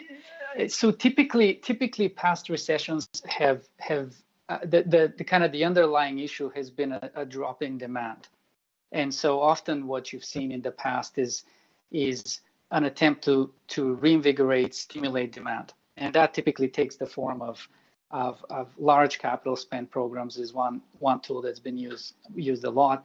So initiation of infrastructure programs. Another tool has been reduction in taxation or reduction in interest rates from a monetary policy standpoint, which again is meant to stimulate more borrowing, more consumption, and more investment. So, in past recessions, what you've seen is attempts to kind of stimulate demand. I think what's really challenging this time around is that while we have a drop in demand, we also have a lot of problems with supply, because the supply chains that existed prior to COVID were severely disrupted, and they continue to be disrupted because the flow of people has been interrupted, and there's a lot of barriers to companies being able to source the supplies that they need to meet demand. And so we're in this sort of catch-22 where I think simultaneously governments will have to both stimulate demand, but at the same time make sure that the supply chains are restored. And that's a complex equation. We can't, for example, allow a sector to reopen that requires raw materials and servicing from sectors that continue to be shut down. And so these linkages between sectors and across jurisdictional flows need to be addressed. We can't simply stimulate demand and expect that this will restore the economy. Great, and I'm going to have to actually end you there. Again, Councillor Bly is well over her time, so I will move forward. But thank you for that answer. And Councillor Weep, you are next. Yeah, mine will be a follow-up on that because you just brought up that past recessions we've seen a large investment in capital projects. I'm just wondering, do you see that there's an opportunity here to move forward with more made in Vancouver kind of smaller capital investments to bring up that entrepreneur spirit to kind of rebuild our small manufacturing and make us more resilient to the supply chains globally? I honestly haven't done a whole lot of analysis on a local level around what those opportunities may be. So with just to be respectful of my my limits of my expertise, I wouldn't necessarily comment on that. I do want to say though that those initiating large infrastructure spending programs are not going to help us with a vigorous rebound, because these things take many years to really begin to stimulate the economy. I think there's opportunities to accelerate programs that are already on the books and are largely in flight, and I hope that we will see that happen. And to your point, I think to the extent that we can make sure the procurement around those programs and the kind of the supply chains around those programs are biased, for the lack of a better word, towards local provision of products and services, that's probably a smart thing. And one thing that I've personally I'm hoping we would see as well is rather than injecting money directly into businesses, I personally think a smarter approach is to let the consumer select which businesses should be stimulated, and basically stimulate spending on local businesses, but leave it to the consumer to decide where that spending would go. Because I have to believe that, if, for example, we get a tax holiday that is specifically meant to help local small businesses, people are going to go and spend the money at the businesses and institutions that provide good service and high quality service, and that'll be an economically efficient way to support those ones that should be supported, and not kind of spread the peanut butter to everyone, recognizing that some businesses simply should go out of business. Okay, and I guess the one question was mostly on, do we see that we're going to be moving forward more with circular cities and kind of recognizing that we're going to try to keep the inputs at a localized level instead of the global change, and this includes waste, materials, and other products as we kind of try to change the economy to be more resilient in the future? I think what we'll see on the private sector side, which is I'm closer to, we're already seeing a sort of repatriation of supply chains simply to manage risk, because businesses now recognize that if all of your supply chain is based in China, the next time there's going to be a disruption in that region, you're left with no options. And so I think naturally we see a lot of large businesses in particular begin to try to repatriate or at least diversify their suppliers. So that's, I think, one legacy. I think another point to be made is that for the supply of critical strategic equipment, particularly in pharmaceuticals, maybe food supply, I do think we're going to see nations move towards repatriating those supply chains as well, because there's a recognition now that in a global crisis like this one, if all of our components for basic drugs come from India or from China, that puts our country in a very, very difficult situation. So I think there's going to be some movement across the world to repatriate some of those critical supply chain elements. As to the move towards circular economy and how a city might achieve that, perhaps I'll defer to my colleagues to respond. In 30 seconds. Councillor Weber, are you finished with your questions? Yeah, well, I got one more then. The last one Sure. would be, the council's approved looking to create a well-being budget, but I'm just wondering how that kind of rolls into how we could help facilitate a well-being economy in the city. And that is open to any one of you, I gather, to respond. Do you want to direct your question, maybe, Councillor Weep? I think my time is getting pretty low here, so I think I will. It is. Let me quickly answer how European countries and New Zealand's done it, and essentially they ask of every expenditure, will this contribute to making us more sustainable? Will it address climate change? Will it protect nature at risk? Will it make us more equitable, and will it make us more inclusive? And that's the frame for every single expenditure. Thank you. Great. Thank you very much. So I'm putting myself next on the list, and I will start, Mr. Merkley. You talked about a concern around confidence and fear in terms of riding transit. How do you see rebuilding that confidence and reducing that fear? Yeah, so it's correct that there's definitely been a reduction in confidence in TransLink. There's some great tools available, one provided from Apple and one provided from Google, that lets you track different forms of mobility across the city. And they're both showing a reduction in travel demand generally, but particularly for public transit, it's been the most hard hit. With TransLink, they're seeing, and along with most other transit authorities across North America, are seeing a reduction in the range of 80% currently, and even the optimistic scenarios have a pretty slow progression from that. I think in terms of how to rebuild people's trust, I think even if you were to start with an example where we got a vaccine much earlier than we expected, and medically speaking, in this hypothetical, we are out of the woods, I think you'd still see quite a bit of time pass before that residual fear fully subsides. We've tracked examples of the SARS pandemic in Hong Kong and in Taipei, and found that even after the disease had completely died out, there was like a period of 3 or 6 months where demand was still considerably below normal levels. And that's the best case scenario. There's no silver bullet. I think that the best advice to TransLink would be a prudent expansion in capacity of their buses and trains. Currently, they have about 1/3 capacity for a bus and about roughly the same for trains. And how they recover that in a slow and measured way, I think, is going to be really. How about requiring masks? I mean, New York State is requiring masks on transit. I think certainly strongly recommending them at a minimum is good advice. I don't have the knowledge of the way on whether they should be required. Okay, thank you. I do have some other questions for other speakers. Dr. Himmelfarb, you talked about Toronto bonds as another source of revenue. What are they using their bonds for? Are they using them at all for specifically building housing, for example, affordable housing?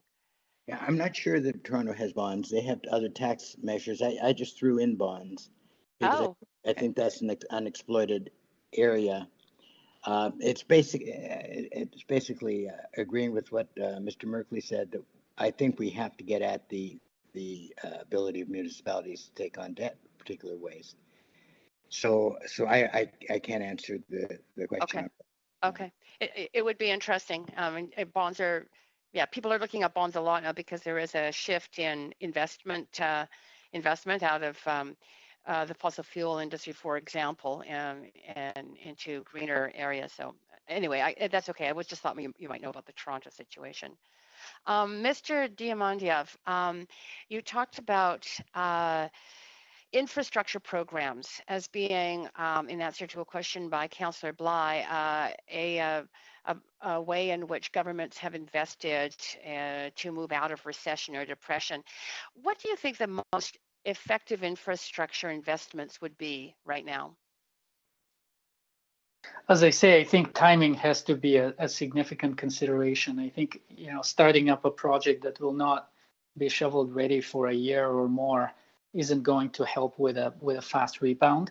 That's not to say they shouldn't be done, because we need to think of the long term as well. But if the objective is to have the most robust possible recovery, I think we have to be more short term focused. So accelerating already programs that have an approved business case, and continuing to kind of progress those faster, I think is probably the better play. In terms of how we think about stimulus. Again, I think it's important to make investments that not only create jobs for the short term, but actually make us more competitive. And so, not all infrastructure would kind of fit that bill. Infrastructure that helps with the productivity of the local economy, the mobility of people, saving of time, those kinds of things are not only stimulative in the short term, but actually sets you up for a long-term, more productive, more competitive economy. And that's what I would probably prioritize at this point. Yeah. And so naturally, a lot of transportation projects would fit that bill if the cost benefit is there. Yeah, I'm seeing some of the European countries move forward on transportation. That is one of their focus areas for stimulus spending.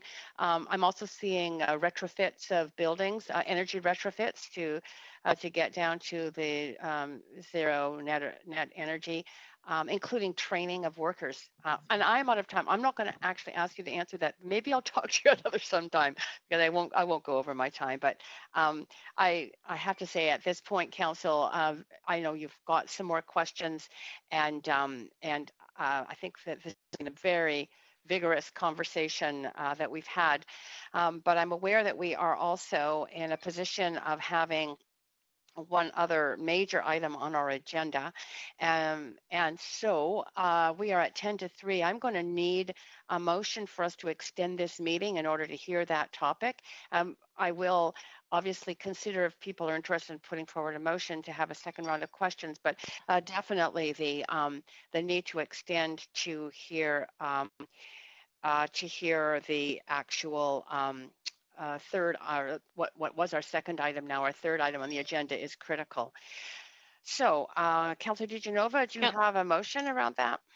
I'm happy to move a motion, Chair Carr. I did also just want to note that I myself personally would need to leave the meeting at 3:15 though, but happy to move a motion to extend. I appreciate the questions and certainly was listening to the questions and the answers, and I don't need another round of questions, but if I see Councillor Kirby-Yung is on the queue for another round of questions, I wouldn't want to hinder any council members' ability to ask their questions. So happy to put forward a motion if you call on me, but happy to advance Councillor Kirby-Yung for the reason. I think questions.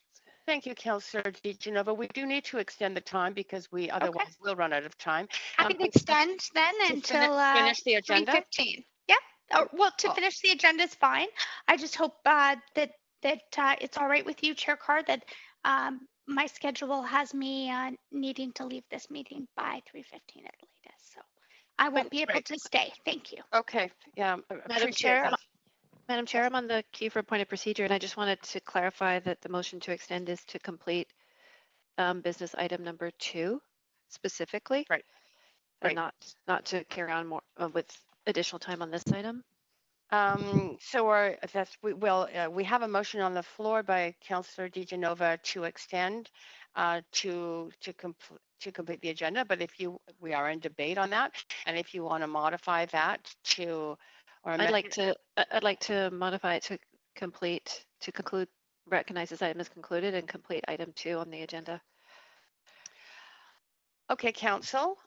There could be more discussion to that. I'm seeing Councillor Kirby-Yung, well, you're on the queue. Councillor DiGenova, did you want to speak to that specific item?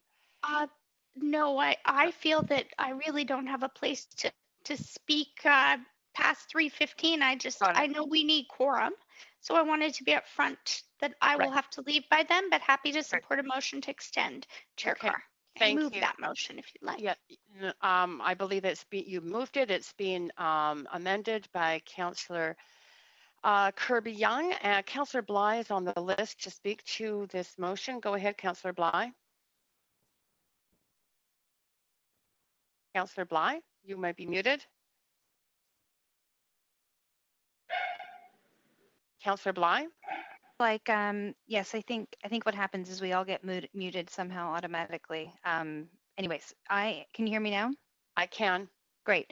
I just wanted to support the motion put forward by Councillor Kirby Young, while also appreciating the time spent by our speakers to share their perspectives. And for those of us that do have extra questions, perhaps we can share their contact info to all of Council and follow up that way to ensure that those questions can be answered. But clearly the appetite of some councils is to move on from this, which I am fine and supportive of. Great. Good. Okay, Council, I'm seeing no one else on the list. I did want to thank the speakers, presenters, but not until after I determined whether we had a second round. It's looking like we're not doing that. We have a motion on the floor to extend this meeting, recognizing this item is complete, but to extend to hear what was item 2, now number 3 on our agenda. All those in favor say aye. Aye. Aye. Aye. Okay. Thank you. Any opposed, say nay. Okay, that's carried unanimously. So let me just say, first of all, thank you so much to our speakers, Mr. Diamandiev, Merkley, and Dr. Himmelfarb. I so much appreciate, and I know that Council, by virtue of the kinds of questions asked, also were very appreciative of your presentations. So thank you again. And Council, that moves us back to the item which was number 2, now number 3 on our agenda, which is the report back and ratification of the CCRC meeting topics. And Councillor Fry, are you ready to present on this item? Thanks, Chair Carr. Can you hear me? You bet. Okay. Yes, so Councillors Kirby Young and Councillor Boyle and I met and discussed the ranking committee and essentially created a portal through Google Forms for various members of this committee to submit topics for consideration. The ranking committee then reviewed those topics, of which there were 28. We looked for the more similar ones and consolidated them into sort of heading topics. So those topics, as we presented to the committee for consideration and voting on what their top 5 priorities were using a ranking ballot system, those topics were housing and homelessness. And to be clear, all this information, the full rationales for each of the topics were aggregated on a Google sheet so that everybody could see what the rationales were behind it and make informed decisions about these topics. So the topic housing and homelessness, which variously covered social housing and homelessness and suggested some various speakers. The second topic was municipal government role and responses, which looked at municipal government recovery actions, legal infrastructure, public safety considerations. Item number 3 was new fiscal tools for cities, which is fairly self-explanatory and quite germane to the conversation we had today, I believe. Item number 4, COVID recovery and the climate emergency. Again, quite self-explanatory, but how our recovery plan that meets our city's climate objectives, reducing GHG emissions, and specifically with some of the top sources, which include buildings and transportation. Item number 5, the nonprofit sector recovery, also fairly self-explanatory.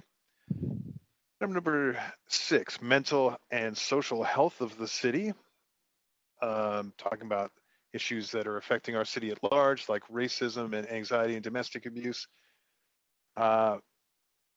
Similar to that, but we decided and determined it was a separate topic, as mental health and addictions, and really looking at some of the issues around addictions and provide increased wraparound services and supports.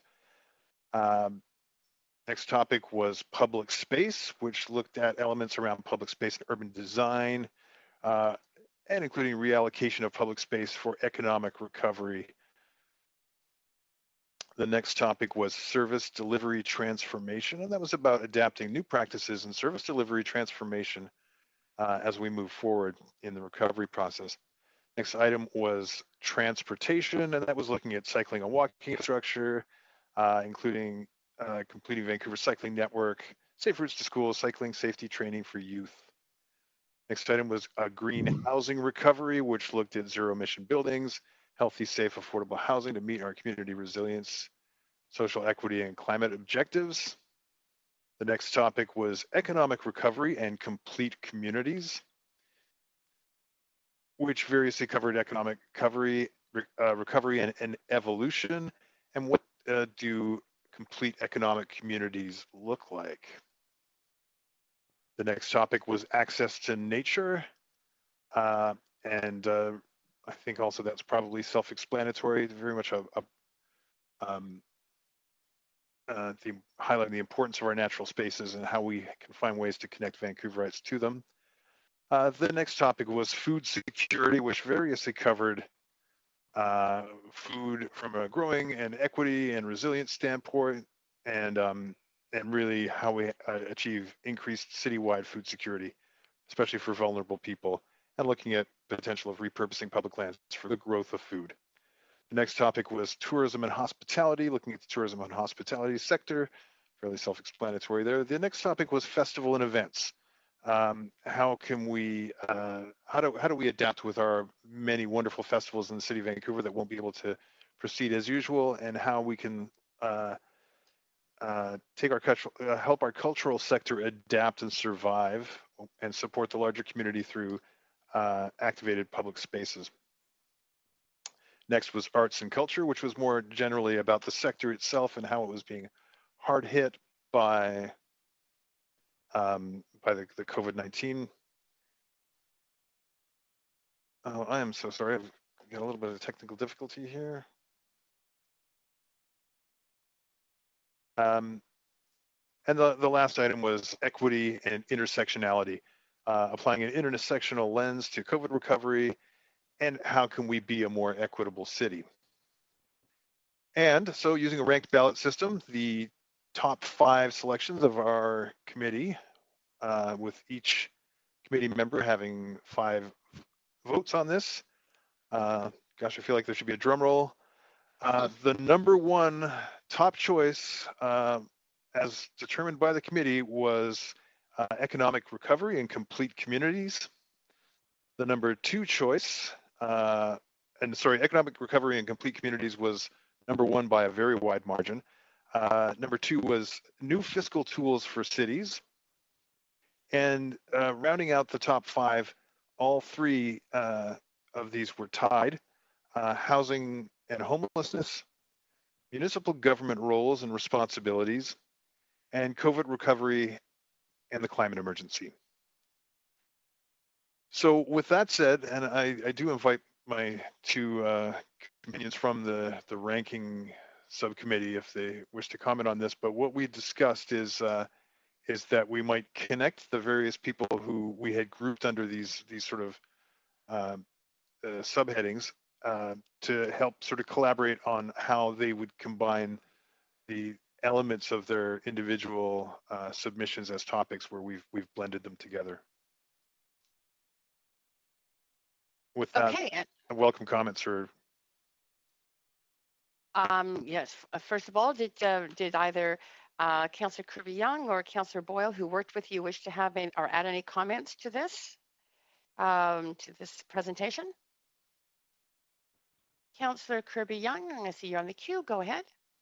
Thanks. Yeah, I'll just be brief in thanking councillors for the submissions. As you can tell by the list read by Councillor Fry, there was a fairly robust amount of submissions, which we're appreciative of, and just emphasize what he said, that we did endeavor to collapse them into categories to assist in guiding council. I also think that there was a lot of sort of commonality of thought as it related to core areas that was expressed in multiple ways. So I would sort of assure council that the effort by Councillor Boyle and Fry and myself to collapse them into like-minded categories was sort of recognizing, honoring when there were repeat entries there and to facilitate the process. So thoughtful descriptions, and also want to appreciate and thank Councillor Fry for his work on the tech side in facilitating the entries. That was really helpful. And I'm looking forward to some of the discussions that are coming forward. I also would say too that there's a lot of really valid topics on the agenda, and I don't think that those need to be lost. And perhaps the summary could be circulated to council as well, because outside of this committee, if we do determine to extend, as Councillor Fry said, before meetings, or indeed in our kind of more fulsome work as council as well, it doesn't mean that those issues, other issues, are not important to address. And it was mentioned in terms of arts and culture community festival and events. There was a number of them. I think in terms of recognition that also deserve attention, but this obviously shows the will of council in terms of what the collective perspective is around priorities right now. Great. Okay. So those are you. Thank you, first of all, for all that work. I'm sure that took a number of hours to sort through the 20, what was it, 28 topics and 28 consolidate topics, them. Yes. So in terms of moving forward, I've been thinking, oh, sorry, Councillor Wiebe, you are on the, I'll put myself on the list, but Councillor Wiebe, you are on the list. Go ahead. Yeah, there was also another questionnaire that was done earlier, submitted to Councillor Fry. I'm just wondering if the food choice of council, if there was a tally on what was the winner. Sorry, Councillor Wiebe, I'm not entirely following your question. Are you asking about the how many? Yeah, you had an original question on what is the best food choice at the council chambers, and I'm just wondering if you had a tally on the winner of this one. It turned out to be dried mangoes, but I hadn't set it up properly, and I believe one councillor, who shall remain nameless, ranked all of her votes for dried mangoes, so it kind of skewed the results. I fixed the system since then, but yes, dried mangoes won. I appreciate it. Thank you. Very good, Councillor Wiebe. So, councillors, we have a number of topics now that you've ranked, and it is all about, at this point, moving forward to determine when we're going to deal with these topics and how we are going to also fit in. There were some subtopics under them, and I think there's probably even some linked topics in some of the other ones that may not have reached the top 5. So I'm going to suggest a process, but I'm happy to have anybody. Oh, Councillor Kirby-Young, Sarah, you are on the list, and rather than me go ahead, I'm going to move you forward first. Oh, no problem, Andrew. I was just going to ask a quick procedural question as to whether or not be, and again, I know it's a lot for me to listen to and thinking of the public at home, but is there going to be, not putting pressure on Councillor Fry, but an email of the top 5 or somewhere we can put the language up to show the public at home or for council to see? I know I was taking notes very quickly. And my comment would be, to your point, is that we might want to deal with the items in the order of as they were weighted. So I'll throw that in. Right. Okay. Okay. There is a problem in that. First of all, to answer your first question, will this information get posted? We know that the minutes will get posted. So, Madam Clerk, I'm just verifying that will the minutes include the actual ranked numbers? Sorry, the ranked items. Sorry, just to clarify my question. That detail? Just to clarify my question, Madam Chair, I was just wondering because the agenda says that we will be ratifying the meeting topics. So that was my question. Do we not have an item of business? I should have been clear to adopt these topics. We would need a motion to do that. Yes, that's what I was trying to ask.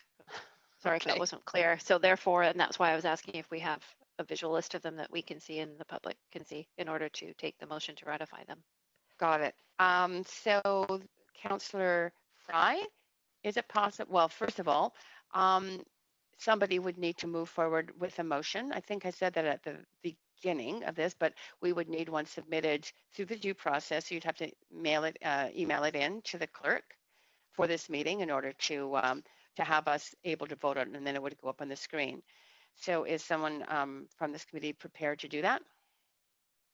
Yeah, it's Councillor Fry here. I'm happy to just quickly put that together with the ranked listing And I'll, at the end, provide a more fulsome set of details with some redacted information so that folks can see the full spreadsheet with all the submissions and the ranking of those submissions based on how anonymous committee members voted. And I can prepare that for later. In the meantime, I'll quickly just put together the list of the top 5 for ratification if somebody else wants to talk for the next couple of minutes while I put that together.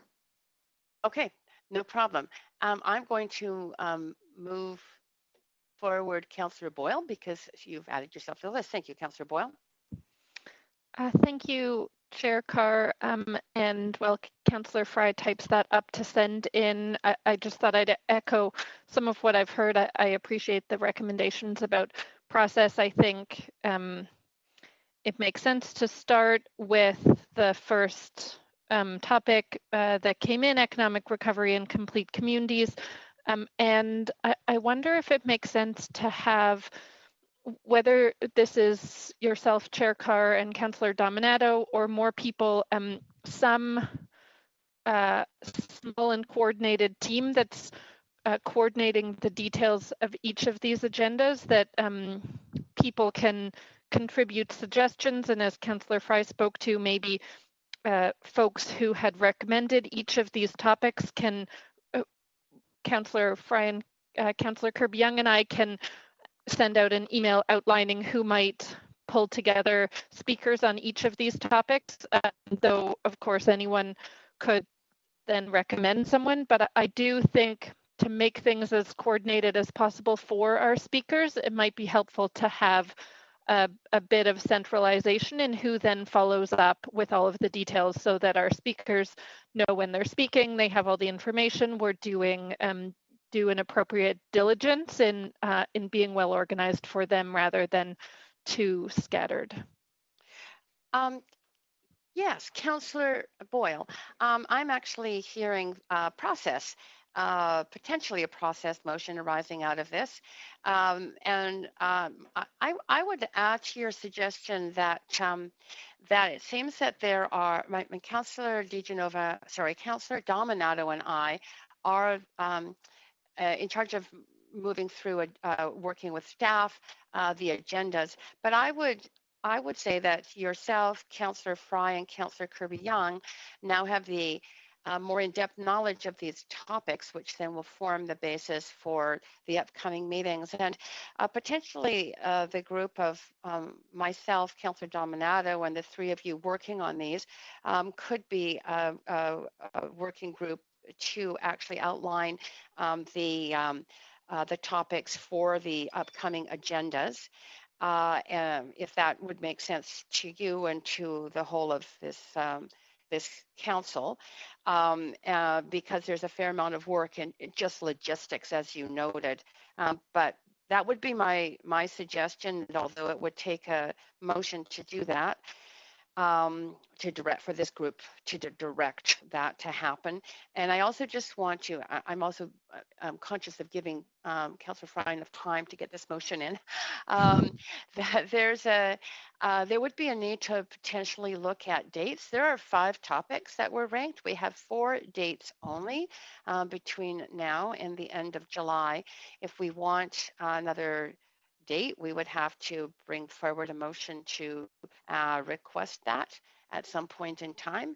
If we want to potentially continue with some of the topics that didn't make the top 5 list, that would require a motion of this group to extend our meetings past July to the fall, for example. And I will remind Council that the city's COVID response teams headed by Karen and Gil are first of all reporting in September and then reporting either in December or January of next year. So there is a continued timeline for that.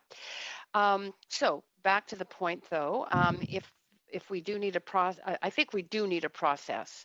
There's a fair degree of work involved in this, and Councillors Dominato and myself are charged with it, but I would welcome a larger group working on it.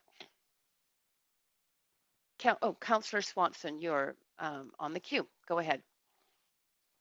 Yeah, if you think it's appropriate, I would move that, and if they agree, that the same councillors that did the ranking do the organizing of the rest of it as you outlined.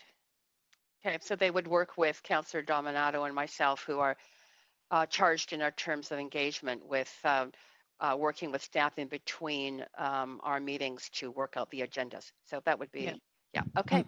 Pardon the Okay, interruption, Chair Carr. Yes. In accordance with Yes, the go ahead. procedures bylaw, we do need the language of the motion sent to us, which we would put on the screen. Councillor Swanson, are you prepared to send that language in, or, yeah? Help me a little. Okay. I'm typing here. Okay, so point of privilege. As I'm writing this out on the fly, perhaps Councillor Swanson can slowly speak that, and I can just add it right now. Okay, that the committee recommend that the existing committee that ranked the topics also be tasked with setting up the process and the timeline. How about working with councillors? Working with councillors Carr and Dominato. Have you got that, Pete? Yeah, I think so. Thank you. Okay, so the other thing that I just wanted to note for all of council is that we do have the ability to meet. So, for example, if there is a topic on a certain date and there are some different elements to that topic, I noticed that some were quite broad and could have a variety of approaches or different subject matter included within them, that we by our terms of reference, we actually can have some sub-working groups, as long as they are not more than 5 councillors in each, working on some more specific element of that broader topic.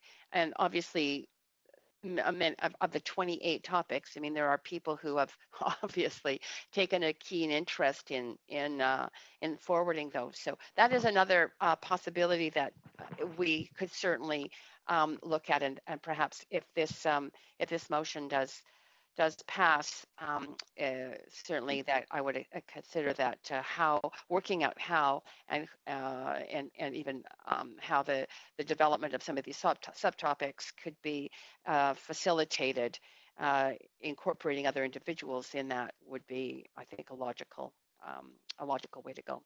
Okay, so Councillor, yeah. Could I just finish up with one more comment here? Absolutely, Councillor Swanson. I talked to Lilani Farha, who was a former UN special rapporteur on housing, and she is willing to be one of our speakers, but we need to get her some advance notice because she's pretty busy. So if we do have her, which I hope we do, I hope we can give her some notice. Right. That's very good information, and I would think that would be the case with a number of the speakers that that may have been suggested by councillors. So thank you for noting that, Councillor Swanson. Councillor Swanson, is that it at this point? Great, Councillor Kirby-Young. Yeah, point of information I thought might be helpful to share for councils. I have sent in an effort to be helpful some suggested language to what Councillor Swanson spoke to, but I believe procedurally we might have to adapt it, and I'd be guided by you after we have ratified the topic. So I believe that language from Councillor Fry needs to come first. I'm just speaking to that to provide him some time while he's sending his in. That was more, I would say that was more a point of procedure rather than information, because there was no question in that, Councillor Kirby-Young. Procedure. Thank you. Good. All right. And we do have, is that it for you, Councillor Kirby-Young? Yes. I just want to alert council that there was some additional language there if it would be helpful. Right. Okay. Good. Thank you.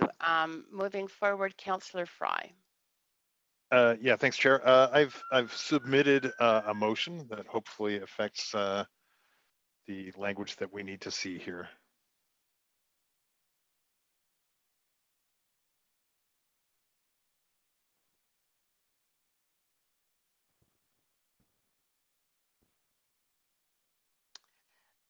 Okay, thank you. Is there more to that? I'm just sort of seeing part of this. Is I'm only seeing down to number 5. Is there more? I thought I saw more language. There is, Chair. It's presented on the live screen. Got it. Sorry, just had disappeared for me. I see it.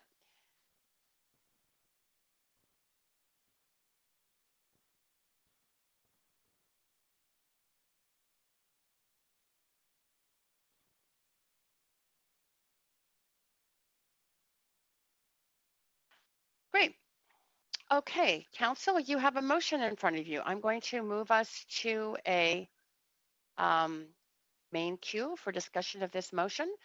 Anyone wish to speak to the motion?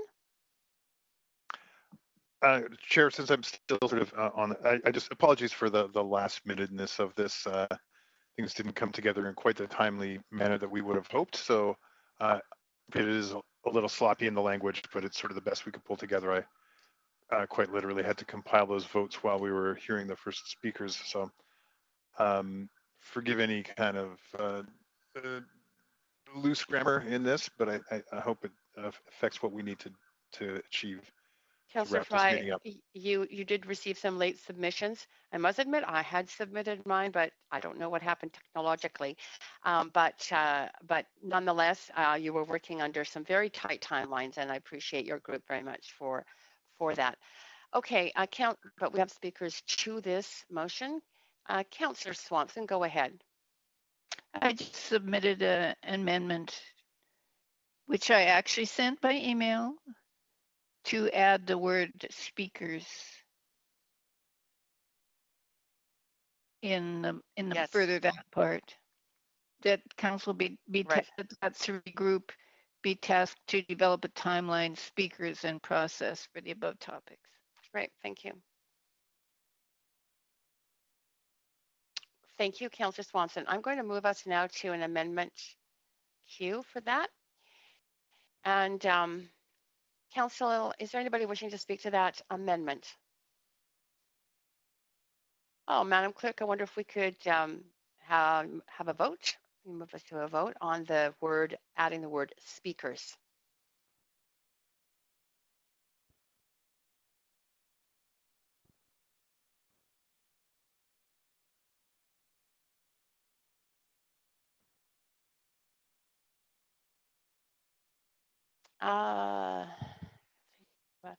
Yes, that is unanimous. Great. Back then to the main motion as amended. That main motion, I'm looking for Councillor Swanson. Did you want to speak to the main motion as amended? Councillor Swanson, you may be muted. No, that's a holdover. Great. Okay, thank you. Councillor Boyle. Thanks, Chair Carr. I just wanted to clarify while we're on the subject, we have 4 sessions scheduled and we are about to vote on 5 topics, and it's just not clear to me what the plan is there. Yes, Councillor Boyle, as I explained earlier, I made that same comment and said that in order to hear those 5, we would have to request another date if you wanted to do it before July 31st, at which time we are planned to have a report by this committee with no extension unless we vote on an extension beyond July 31st. So either we need to add another date prior to July 31st or have a motion to extend the work of this committee past July 31st with other dates then obviously at that time. So it would take a motion indeed at this point to do that. Okay, so maybe I will just suggest that we move forward with this and that ad hoc subcommittee can have that discussion and look at dates and come back to the larger committee with a proposal rather than trying to collectively wordsmith and calendar something at this moment. Yeah, that's very wise, Councillor Boyle. There is a word timeline in there, so and process. So I believe that that would be within the jurisdiction of this working group. Okay, anyone else on the list? And Council, or Madam Clerk, if you could move us to a vote on this amended motion.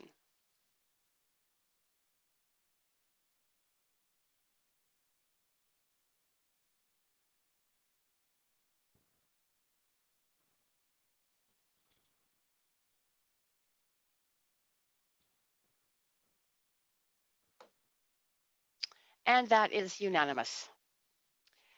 Great. And Council, you've now directed work to happen.